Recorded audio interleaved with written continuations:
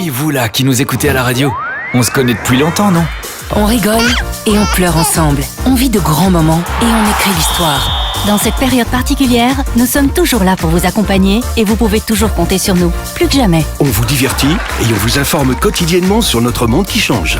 Et votre radio aussi évolue. Elle s'écoute partout, tout le temps, en DAB+, sur Internet ou via votre smartphone. Comme 3 500 000 Belges francophones qui lui font confiance chaque semaine, merci d'écouter la radio.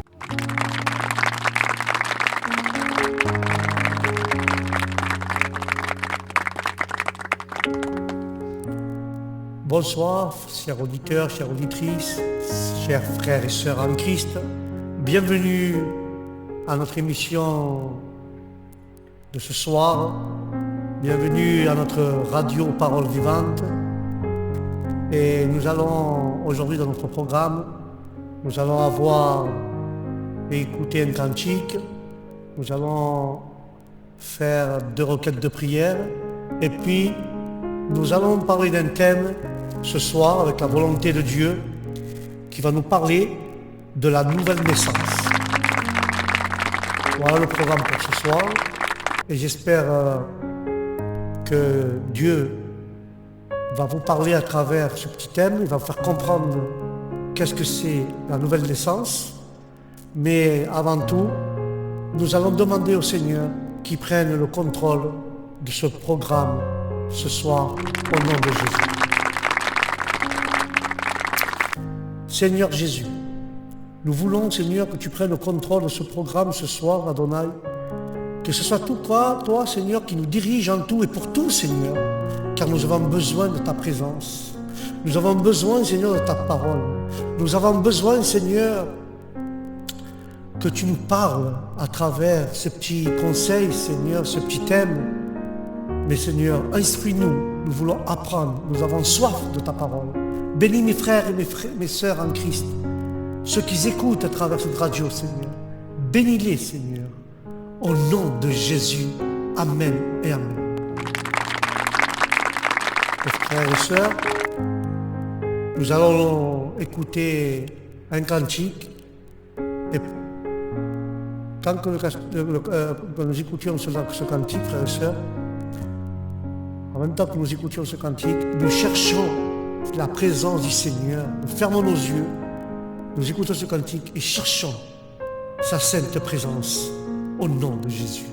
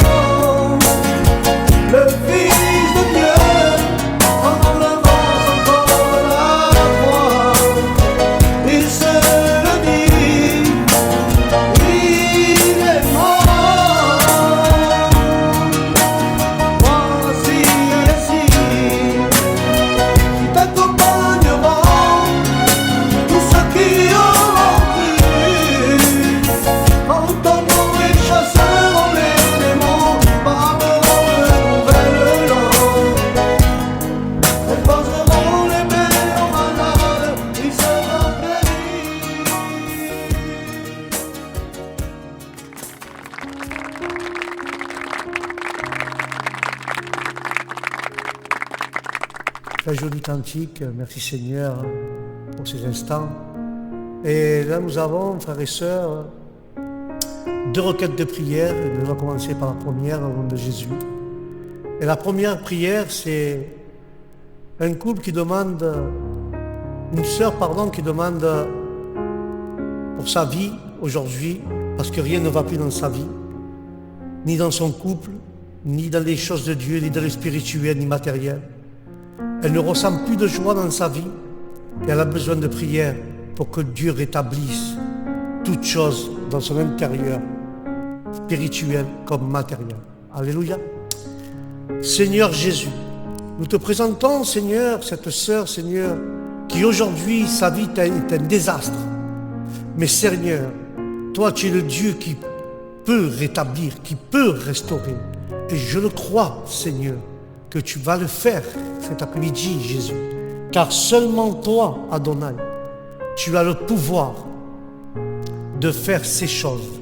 Seigneur, je te présente cette sœur. Bénis-la, elle, son mari, ses enfants, ses petits-enfants, Seigneur, s'il y en a.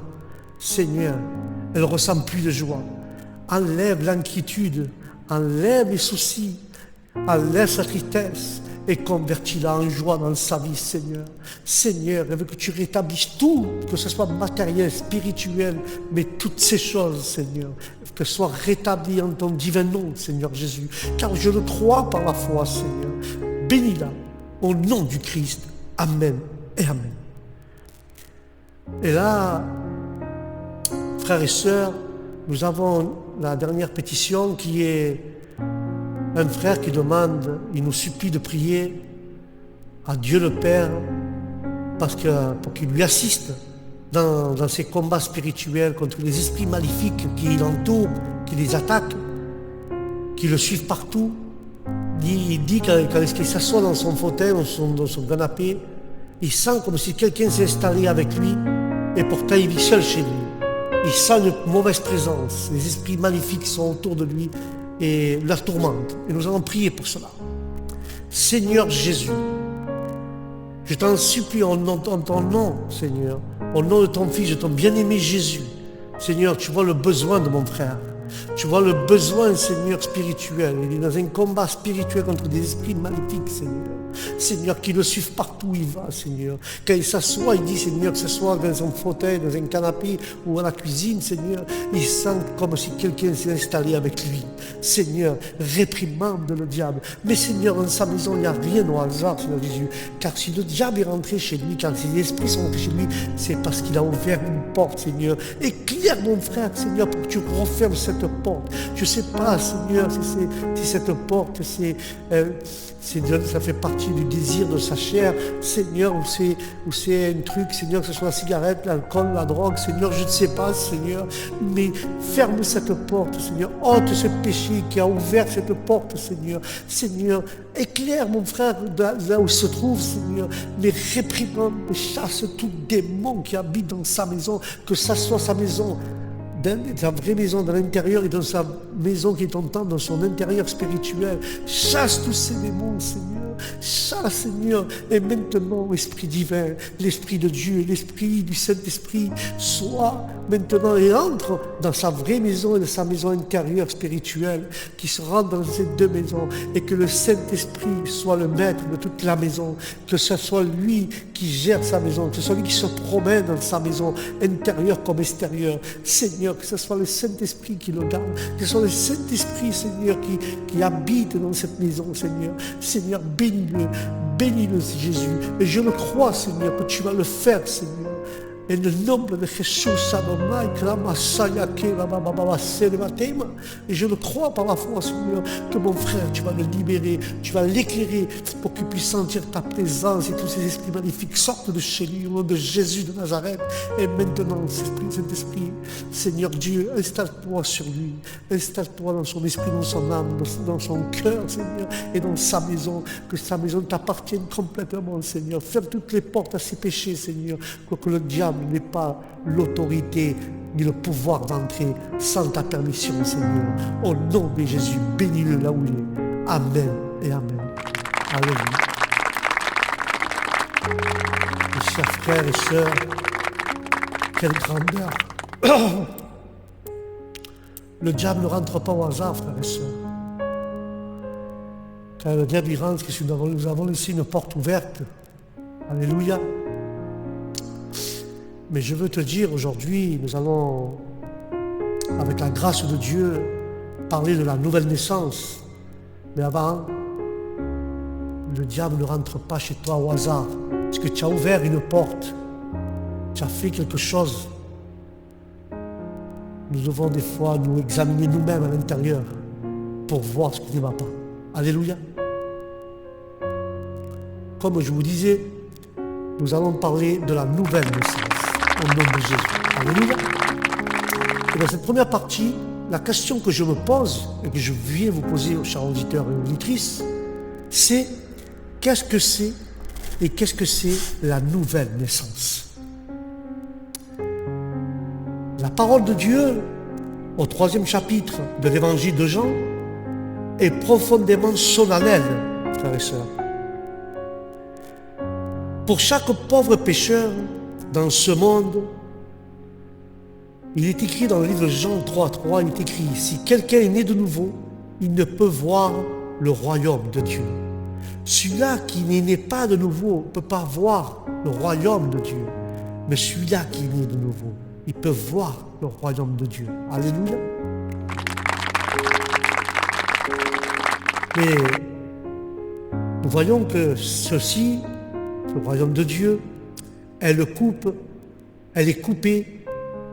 royaume de Dieu, elle est coupée à leurs racines de toutes les prétentions de la religion, de la propre justice de l'homme. Alléluia.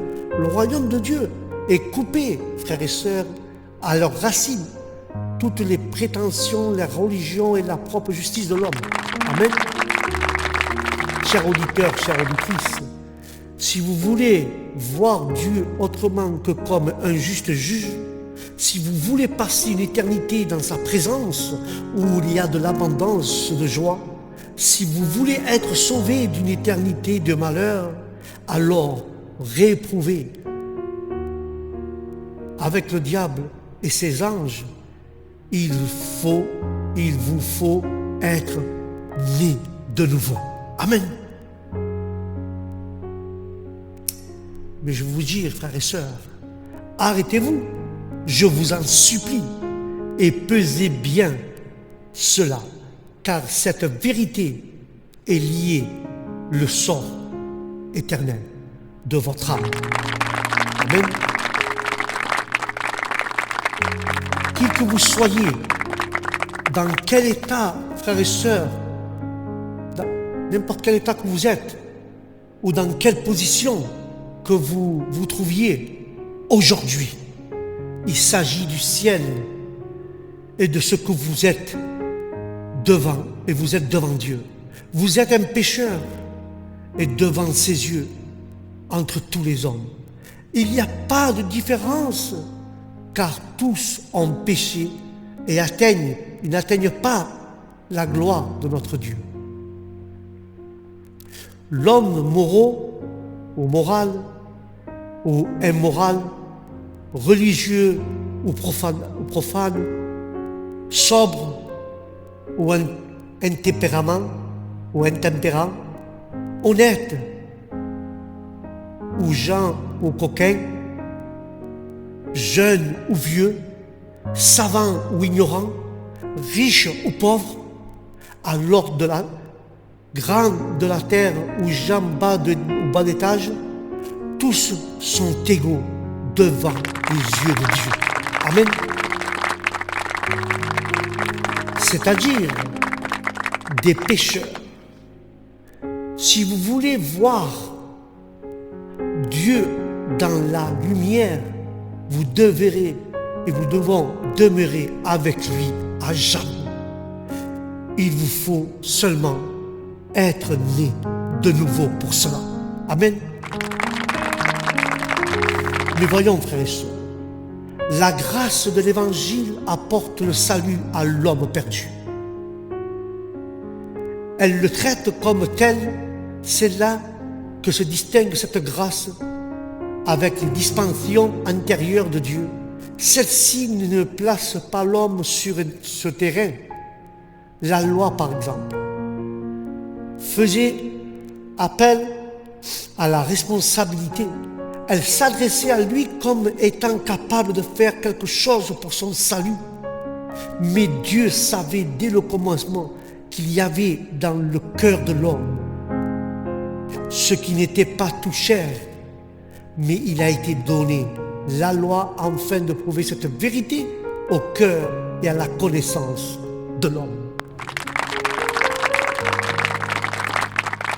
Mais l'évangile s'est introduit à la fin des temps, c'est-à-dire à la fin des dispensations de Dieu. Avant le jugement, il proclame ce grand fait que l'homme est perdu. Beaucoup de gens s'abusent en pensant qu'ils sont encore dans une position où Dieu les met à l'épreuve, comme il a fait avant la proclamation de l'évangile. Mais, frères et sœurs, il n'en est pas ainsi. Nous voyons cette partie de l'histoire de l'homme se terminer à la croix de Christ après avoir duré plus de 4000 ans. Lorsque Dieu chassa Adam hors du jardin de l'Éden, il savait ce qui était l'homme. Il savait Jésus qui était l'homme. Toutefois, il éprouva, frères et sœurs, que la race déchue, sous diverses dispensations, afin qu'elle fût sans excuse, et que sa ruine totale fût clairement démontée. Ainsi, la conscience de chacun devrait fléchir. Elle doit fléchir désormais devant le fait que l'homme a été pesé à la balance plusieurs fois, pesé, et qu'il a été trouvé léger.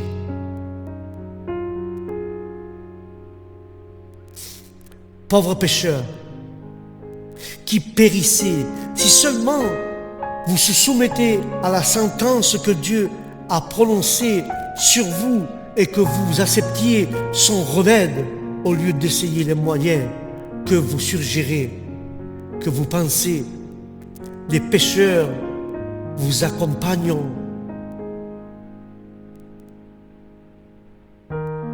Vos compagnons, frères et sœurs, ont le moyen pour vous flatter d'orgueil de votre cœur, dans votre cœur, en vous engageant à l'activité, en vous poussant à prier, à être religieux, ascétique, même,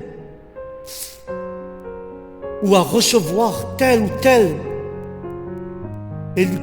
élubration de l'imagination si fertile de la pensée humaine. Les uns, frères et sœurs, peut-être vous présentent Christ pour réparer vos manquements ou continuer ou comme supplément avec vos efforts. Mais je vous dis, à vos efforts pour obtenir le salut, d'autres vous disent, si vous et votre misérable vanité est toute disposée à le croire, que vous pouvez par vous-même faire votre salut, par votre propre volonté devenir enfant de Dieu? Non, mes frères et sœurs. Pour cela, il faut naître de nouveau. Alléluia. Pauvre invention d'un cerveau humain.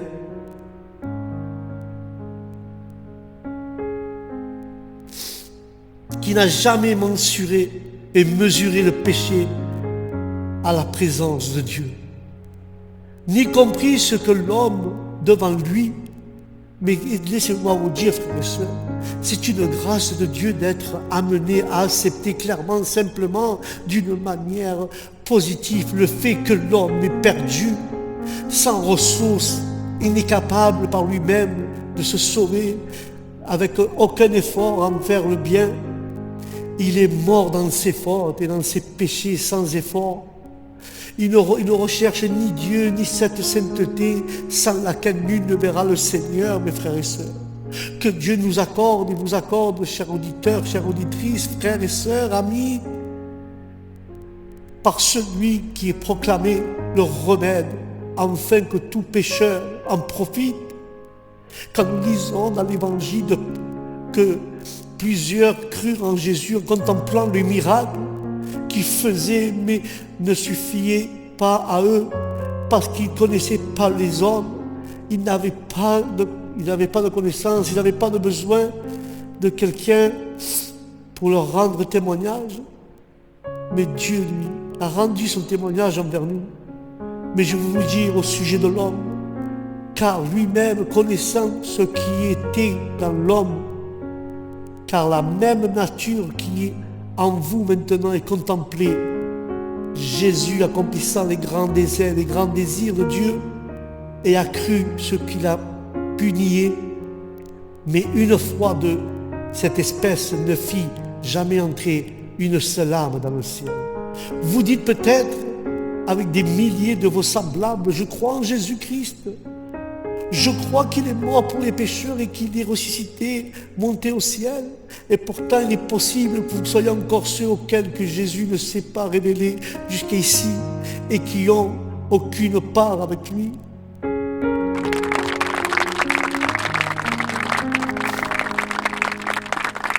Je n'écris pas ceci et je ne dis pas ceci pour te décourager, mais les âmes, écoutez-moi les âmes, surtout celles qui auraient la plus petite parcelle de vraie foi en Jésus. Dieu m'en préserve et persévère, frères et sœurs, mais le désir de mon cœur est d'amener le formalisme, l'indifférence à celui qui professe une religion sans force. Et je veux te dire en quelques mots qui nous tombent sous les yeux, à juger de son état à la lumière de ces solennelles vérités. Si une fois nous reconnaissons qu'il faut être né de nouveau pour voir le royaume de Dieu et pour pouvoir y rentrer, nous pouvons aller plus loin et rechercher par laquelle voie pleine de grâce, Dieu révèle non seulement la ruine de la créature, mais encore ce qu'il a fait pour elle en déployant sa riche miséricorde envers tous dans le don de son Fils Jésus.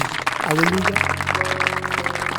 Vous direz peut-être, comment puis-je naître de nouveau?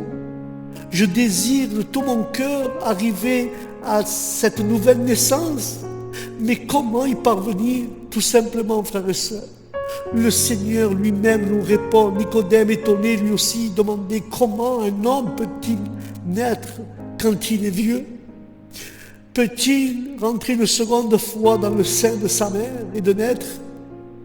Et Jésus lui répond, en vérité, je te le dis, si quelqu'un n'est pas d'eau et de l'esprit, il ne peut pas entrer dans le royaume des cieux. Alléluia. Si quelqu'un n'est pas né d'eau et d'esprit, ça veut dire du baptême de Jésus et le baptême de l'Esprit Saint qui rentre en toi, ne peut pas voir, ne peut pas entrer dans le royaume de Dieu, car c'est l'Esprit Saint qui nous conduit. Quand nous baptisons dans l'eau, frères et sœurs, pour cette nouvelle naissance, nous sommes morts pour le monde. Et que nous sommes submergés par l'eau et nous nous relevons, nous ressuscitons pour Christ. Alléluia. Mais d'entrer dans le royaume de Dieu, ça signifie simplement que la parole de Dieu, qui est l'eau, arrive à ta conscience du pécheur par la puissance de l'Esprit de Dieu, en étant reçu par la foi dans l'âme qui produit une nature que l'homme n'avait pas. Laisse-moi te le expliquer, s'il te plaît. L'eau est la parole de Dieu qui arrive dans ton cœur, dans ta connaissance en tant que pécheur, et par la puissance du Saint-Esprit, tu l'as reçu par la foi dans ton cœur, dans ton âme et dans ton esprit, et la nature de Dieu produit cela pour que l'homme, parce que l'homme n'avait pas cela en lui, il n'a jamais eu ça l'homme auparavant. Mais laisse-moi te dire, la répétition de la parole et la réception de la parole peut être le résultat d'une prédication chers auditeurs, chères auditrices, chers frères, chères sœurs, et quelques autres, des milliers de moyens, il y a plusieurs autres moyens employés par Dieu pour lui entrer dans l'âme. Car le premier principe de cette nouvelle nature est la foi. Et la foi est de ce qu'on entend. Et ce qu'on entend est la parole de Dieu.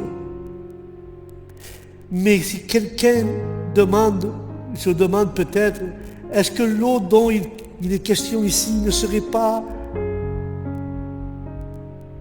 l'eau du baptême? L'eau du baptême plutôt que la parole? Comme on vient de le dire, la réponse est simple, il s'agit de l'eau du baptême. Aucun des saints de l'ancienne alliance n'aurait pu voir cette nouvelle nature et aucun d'eux, par conséquent, ne pourrait avoir place dans le royaume de Dieu. Il n'a jamais été même question de l'eau du baptême avant que Jean le Baptiste et le Seigneur déclare la nouvelle naissance qui est positivement nécessaire pour tous les chrétiens, pour tout le monde, mais pour tous. En s'étonnant que Nicodème ne connut pas ces choses par les prophètes. Mais les prophètes n'ont rien su de cela, n'ont rien su de l'eau du baptême. Ézéchiel avait parlé de la promesse de l'Éternel fit à Israël de les retirer d'entre les nations et de l'amener dans la terre de Canaan où il répandrait sur eux des eaux pures qui mettraient dedans d'eux sous l'esprit les purifiant, en les purifiant de toute souillure au nom de Jésus.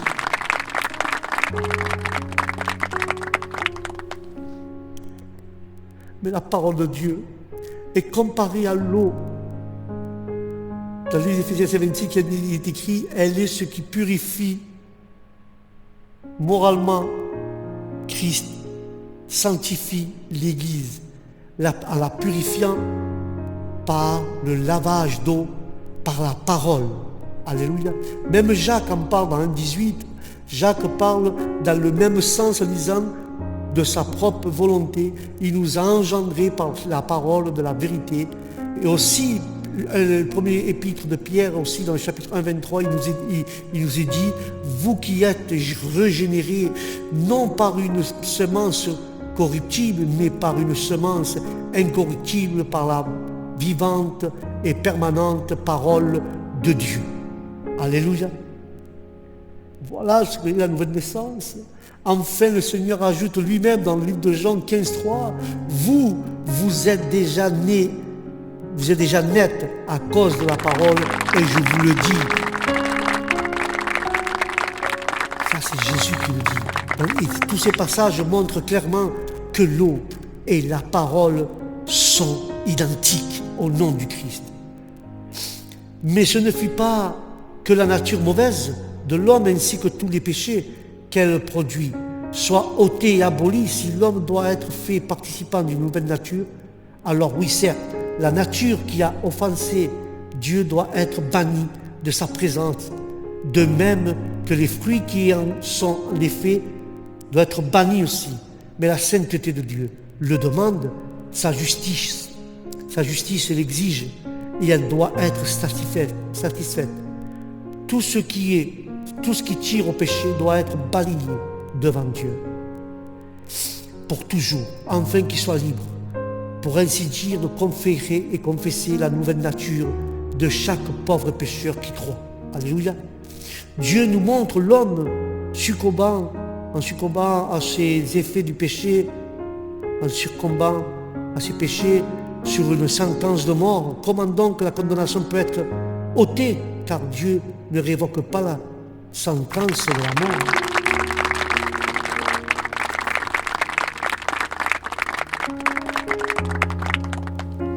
Qu'il a prononcé, Dieu ne dit pas, ne parle pas de la sentence de la mort qu'il a prononcée, comme ce fut été une